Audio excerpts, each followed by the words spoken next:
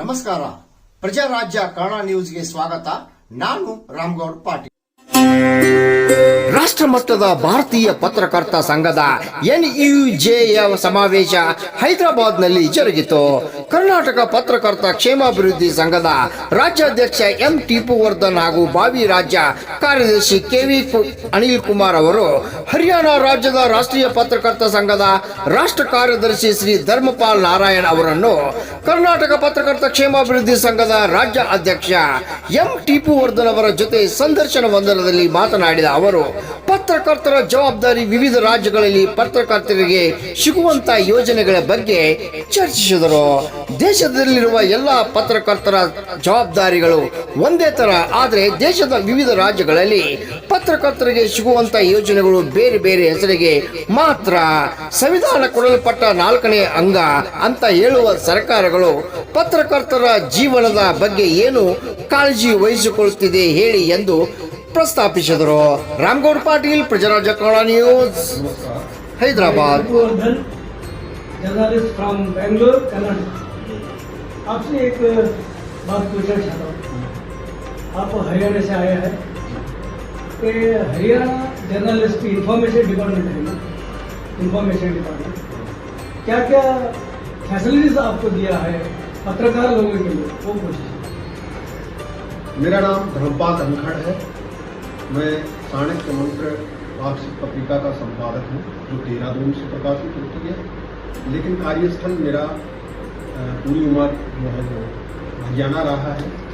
और हरियाणा में एक अखबार हरिभूमि, जिसकी शुरुआत मैंने की, दैनिक अखबार, और एक न्यूज चैनल हरियाणा न्यूज, उसकी भी शुरुआत हुई, सैटेलाइट न्यूज चैनल की मैंने. हरियाणा में लंबे समय तक मैं काम करता रहा हूँ. विभिन्न चैनलों का, न्यूज चैनलों का, खबरें अभी तक में भी काम किया, और जनता टीवी में भी काम किया, और जनतंत्र टीवी में भी काम किया. कई सारे टीवी चैनलों में जो है वो काम किया.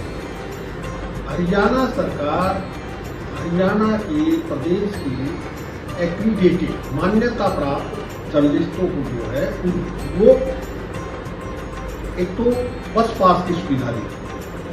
उस बस पास, फ्री बस पास है, उसमें जो है 4000 किलोमीटर तक की यात्रा एक साल में एक पत्रकार कर सकता है, जिसमें उसका कोई पैसा नहीं लगेगा, चाहे वो वोल्वो बस में जाए, चाहे वो सामान्य बस में.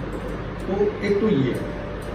दूसरा जो है, सरकारी गेस्ट हाउस में मिनिमम चार्जेस के साथ, यानी 100 और 250 रुपये और 500 रुपये में गेस्ट हाउस में रूम मिल जाता है. हरियाणा भर के राज्य सरकार के विभिन्न गेस्ट हाउस हैं, चाहे वो दिल्ली में है, चाहे वो हरियाणा के अलग अलग शहरों में, उन सब में भी ठहरने की व्यवस्था.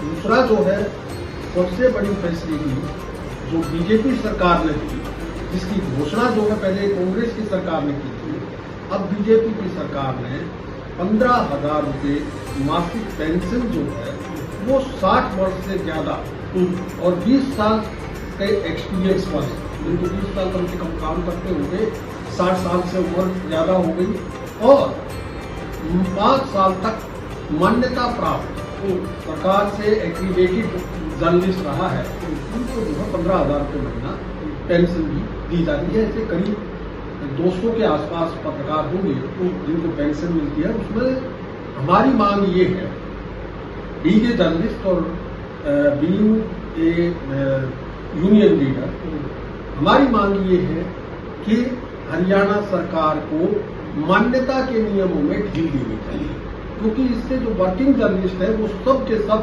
इस क्राइटेरिया में नहीं आते, क्योंकि वो केवल ज्यादातर जो है वो रिपोर्टर, फील्ड के रिपोर्टर ही जो है इसका उपयोग उठा कर पाते हैं, वही जो है ज्यादातर मान्यता प्राप्त हो पाते हैं. या आजकल जो संपादक है, संपादक का पद जो है वो मालिकों ने लिया है. अब वो एक संपादक की जो है वो मान्यता दे देती है, तो उसमें मालिक आ जाता है. जर्नलिस्ट का तो उसमें कोई कुछ रहता ही नहीं. अब जर्नलिस्ट की मान्यता होगी, चाहे वो डेस्क पे बैठने वाला हो, चाहे वो संपादक के रूप में काम करने वाला हो, तो उनको बेनिफिट मिलेगा। अगर सरकार इसमें छूट दे देती है कि भाई नियमों में छूट दे दी जाए कि 5-20 साल वर्किंग तो ठीक है, लेकिन 5 साल की जो मान्यता वाली शर्त है इसको छोड़ देना चाहिए, इसको हटा देना चाहिए, ताकि मैक्सिमम पत्रकारों को जो है वो इसका फायदा मिल सके। और जो जर्नलिस्ट है सरकार से मान्यता प्राप्त, उनको जो है सरकार इलाज के लिए भी 5 लाख रुपए तक की कैशलेस सुविधा देने की घोषणा की थी, लेकिन पूर्व मुख्यमंत्री मनोहर लाल खट्टर, जो आजकल केंद्रीय मंत्री हैं, वो घोषणा करके और पत्रकारों से 2 बार धन्यवाद भी करवा चुके हैं, लेकिन वो कैशलेस सुविधा पत्रकारों को आज तक नहीं मिली है इलाज के, जिसकी घोषणाएं की जाती है। अब नए मुख्यमंत्री ने भी वादा किया है कि पत्रकारों को कैशलेस सुविधा दी जाएगी, जिसमें 5 लाख रुपए तक का इलाज